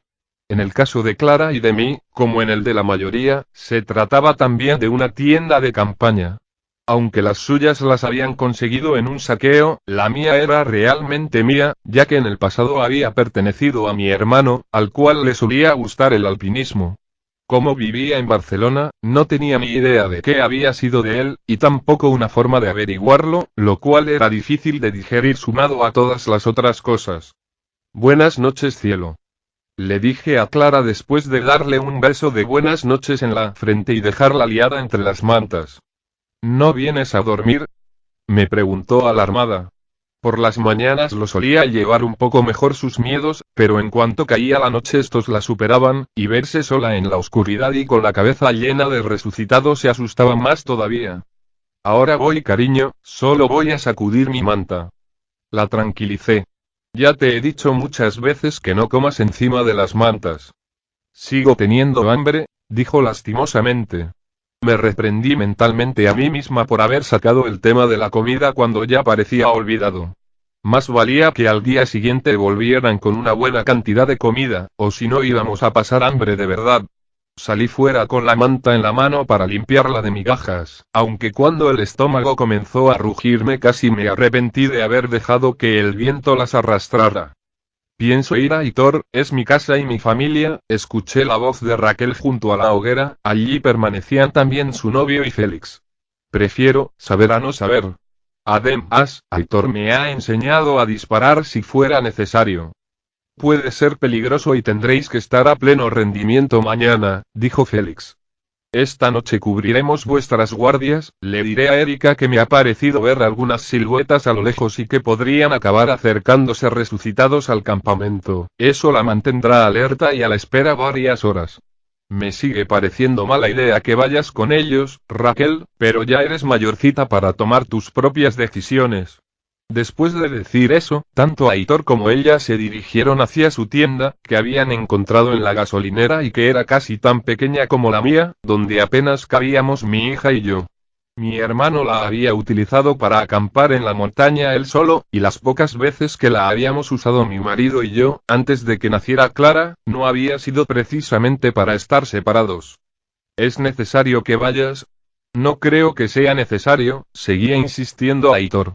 A mí me conocen, les diré que estás bien, les contaré lo que ha pasado y dónde estás, les convenceré para que vengan, te lo prometo. No insistas, voy a ir y punto. Es mi casa y es mi familia, repitió Raquel mientras ambos entraban en la tienda. Además mi padre te odia, ¿recuerdas? Como vea dónde estáis durmiendo los dos sí que lo va a odiar, me dije mientras doblaba la manta que había salido a sacudir. No podía evitar preguntarme si esos dos habían llegado a consumar su relación en el tiempo que habían pasado con nosotros en el campamento. En las condiciones en las que vivíamos probablemente nadie tenía cuerpo para esas cosas, pero estaban en una edad donde el sexo tira más que el sentido común, y durmiendo tan juntos durante más de 2 semanas, abandoné esos pensamientos más propios de una maruja que de mí, y volví con Clara a la tienda. Esa noche no me tocaba hacer guardia, así que podría dormir de un tirón, si es que una pesadilla de mi hija no me lo impedía. Me tumbé a su lado y me cubrí con la manta, lamentando profundamente que el apocalipsis no hubiera llegado en verano en lugar de haberlo hecho en invierno. Unos minutos más tarde aún no me había dormido. Sentía los pies helados, pero lo que no me permitía conciliar el sueño era escuchar a Clara sorbiéndose los mocos. ¿Qué pasa? Le pregunté cariñosamente al final, cuando vi que ese llanto medio silencioso en el que estaba sumida no tenía previsto acabarse. No era la primera vez que lloraba por las noches, ni durante el día, y me dolía la impotencia que me sentía a la hora de consolarla, porque no sabía cómo hacerlo. Lloraba por unas cosas por las que habría llorado yo también. Es que echo de menos a papá, dijo lagrimeando. Ya lo sé, cariño, yo también, le dije yo abrazándola por debajo de las sábanas y dejándola llorar a gusto. Yo también. Un minuto más tarde me había unido a ese llanto, aunque en mi caso intentaba disimularlo para no asustar más a mi hija. No solo lloraba por mi marido, también por todos aquellos a los que seguramente había perdido. Mi hermano, su mujer y mis sobrinos, mis padres, la gente de la oficina donde trabajaba antes de que todo se fuera a la mierda, los amigos, los vecinos, seguramente todos estaban muertos, o peor aún, formando parte de los muertos más peligrosos, los que todavía se movían. Con ese triste pensamiento debí quedarme dormida, y a primera hora de la mañana, apenas hubo salido el sol, me desperté después de una noche aparentemente sin incidentes. Clara seguía profundamente dormida, y me alegré mucho al comprobar que al menos la llantina le había servido para no tener pesadillas durante la noche. Debía ser la primera desde que su padre murió en la que no soñaba. Al asomarme al exterior de la tienda descubrí que el día había amanecido soleado, pero inusualmente frío. La hoguera fue apagada poco después de que nos acostáramos, ya que por la mañana el humo podía atraer resucitados, pero aún así algunos miembros del grupo se habían reunido alrededor de las ascuas que quedaban de ella para entrar en calor. Frente a la tienda de campaña donde dormían Aitor y Raquel se encontraban ya los dos, completamente despiertos y equipándose para el viaje que iban a emprender. Agus ya se había colocado encima de su coche, mirando a la nada, igual que llevaba haciendo desde que llegó. Judith había hecho de una roca su asiento y se limpiaba las manos con una toallita húmeda, que era lo más parecido a asearse a lo que podíamos aspirar en esos días. Jorge permanecía de pie, intentando calentarse con el poco calor que el bidón pudiera desprender todavía. Oscar ponía a punto su ballesta practicando disparos contra un neumático viejo que hubo que cambiar a uno de los coches unos días atrás. Erika con su hacha y Félix con el rifle aparecieron de detrás de los arbustos en ese mismo instante, habiendo terminado su guardia nocturna. Eso es que ya me toca vigilar a mí, exclamó Tony cogiendo su pistola. Antes de marcharse se vuelve hacia Sebas y le tiende la mano. Buena suerte, tíos, os sube a hacer falta ahí dentro. Sí, bueno, gracias. Respondió Sebas un poco asustado. Al verme ya en pie, Félix se dirigió hacia mí. Por lo que parecía, Erika llevaba hablándole ya un buen rato, y todo indicaba que estaba un poco hasta los huevos. Entonces le rebané la cabeza al puto podrido, iba contando ella con un enfermizo entusiasmo, y el muy hijo de puta seguía intentando morder. ¿Te lo puedes creer? Es decir, su cuerpo no, solo su puta cabeza en el suelo. ¿Te lo imaginas? Una cabeza cortada intentando morder. ¡Qué hijo de puta! Era un pesado cuando estaba vivo, pero seguía siéndolo al transformarse en un puto putrido de esos. Sí, es una historia muy interesante. Oye, ¿por qué no vas a calentarte mientras yo hablo con Maite? La interrumpió intentando ser amable. Ella se encogió de hombros y se acercó al bidón, colocándose al lado de Jorge frente a las ascuas. El desagradable empresario hizo una mueca de desagrado al descubrir, al mismo tiempo que yo, que la muchacha tenía salpicaduras de sangre sobre la chaqueta. Que nunca te toque una guardia con ella, suspiró Félix torciendo el gesto. Está como una cabra, o como diría ella, como una puta cabra. ¿Cómo habéis dormido? Como hemos podido, la verdad, le respondí mientras intentaba que los huesos de la espalda me crujieran y dejara de sentirla entumecida. Pero mejor que otras noches. ¿Habéis peleado con un resucitado? Consideró que uno se había acercado demasiado y fue ella misma a matarlo del todo, respondió suspirando. No llegó a acercarse, pero pensé que a ella le vendría bien un poco de ejercicio y no me opuse. Ya veo. Dije dirigiendo la mirada hacia la chica, que entrando en calor delante del bidón parecía completamente normal. Mi mayor temor con respecto a ella era que necesitara alguna medicación para la cabeza, y lo que podía pasar después de tanto tiempo sin tomarla. ¿Aún duerme Clara? Me preguntó Félix. ¿Otra vez pesadillas? No, al contrario, negué un poco animada dirigiendo mi mirada hacia la tienda. Al menos parecía tranquila, aunque no quería estar muy lejos cuando despertara. Anoche, bueno, no importa, ha dormido del tirón y creo que no ha soñado. Voy a dejarla dormir lo que quiera hoy y que recupere el sueño atrasado. Tampoco tiene mucho sentido hacerla madrugar. Poco a poco uno se va acostumbrando, afirmó con pesar. Te vas haciendo a la idea de lo que hay, y de lo que nos espera. Unos más que otros, dejé caer pensando en Silvio y en Sebas. Yo creo que, si se mantiene ocupada, le hará bien, opinó. Ponerla a ayudar en alguna de las tareas, como recogiendo palos para la hoguera, o algo así, la distraerá de todo por lo que está pasando. Puede ser, admití dándome cuenta de quizá tuviera razón. Una mente ocupada tiene menos tiempo que perder con malos pensamientos. La veía tan mal y tan asustada que no quería agobiarla mandándole cosas que hacer, pero quizás sea lo mejor. Luego la pondré a doblar las mantas de la tienda o algo. Félix asintió y se dirigió hacia los héroes, o los idiotas, que iban a jugarse el pellejo entrando en una Madrid invadida por los muertos vivientes, que ya se habían reunido alrededor del furgón en el que iban a marcharse. Viéndolos ahí de pie a los 5 me preguntaba si volvería a verlos a todos alguna vez, y sentí algo de miedo por ellos. Cuando casi todo en tu vida ha muerto, a las únicas personas que estás seguro de que están vivas se les coge cariño. Llevad cuidado con disparar lo menos posible, el ruido les atraería y sería casi peor que no hacer nada. Que Erika utilice su hacha, o coged alguno de los cuchillos. Le aconsejó Oscar a Félix cuando llegó a su altura. Nos las apañaremos, sois vosotros los que os la vais a jugar allí dentro, respondió este. Espero que todo os vaya bien, estaremos vigilantes esperando que volváis. No debería llevarnos demasiado, afirmó Aitor. Se llega fácilmente a la casa de Raquel, será solo cargar la comida y regresar con ellos aquí. Quizá también podamos sacar un botiquín y alguna herramienta que nos sea útil. Cuando se trata de esos seres nunca se sabe, le contradijo Félix. Mejor llega tarde y vivos que pretender llegar pronto y al final no llegar. Menos rollo, que pareces mi madre, protestó Oscar estrechándole la mano. Venga gente, nos vamos. Esta noche cenaremos comida de verdad, o cenaremos en el infierno. Al abrir la parte trasera del furgón policial que Sebas y Tony utilizaban para dormir, vi que en su interior, además de varias mantas, había un par de bidones de agua vacíos. Esto nos servirá para coger agua, afirmó el cazador echándoles un vistazo. No parece que vaya a llover en los próximos días y estamos algo escasos. En mi casa veríamos agua mineral, seguramente mi padre tenga en la despensa una buena cantidad de botellas. Como ya he dicho, aprovisionaron bastante bien la casa cuando empezó a pasar todo esto, repitió Raquel, que incluso parecía animada. Será mejor que vaya yo en el asiento de delante, para guiaros. Se dirigió al asiento del copiloto sin esperar,